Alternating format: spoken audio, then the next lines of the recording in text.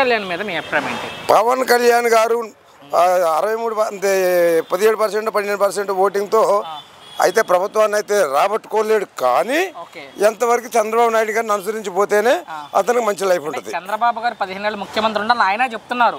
పవన్ కళ్యాణ్ ఆ టైప్లోనే వెళ్ళాల్సిందే తప్ప పవన్ మీద మీ అభిప్రాయం ఏంటి? పవన్ మీద పంచాయతీ రాజ్ శాఖ మినిస్టర్ తీసుకున్నందుకు ఆయన చేయాల్సినవన్నీ చేస్తున్నాడు. డిప్యూటీ సీఎంగా ఉన్నారు. కాకపోతే ఇప్పుడు ప్రస్తుతానికి వైసీపీ నుంచి టీడీపీలోకి వచ్చిన నాయకత్వం ఉన్నా చూడండి, టీడీపీ గ్రామాల్లో అల్లా కొల్లాలు చేస్తున్నారు. చంద్రబాబు ముఖ్యంగా విషయం చెప్తాను.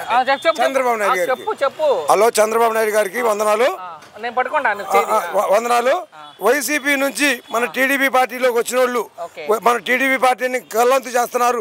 అది గమనించుకోవాల్సిందిగా కోరుతున్నాను. పవన్ కళ్యాణ్ ఎక్కడ కనపడకుండా సినిమాలు చేసుకుంటాడు అంటున్నారు. లేదు కనపడుతున్నాడు. నిన్న కూడా టీడీ ఆఫీస్ ఓపెన్ చేశాడండి తిరుపతిలో. వచ్చారు.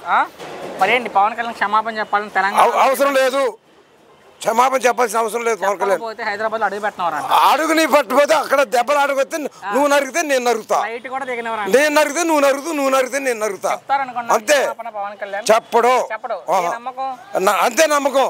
అంతే.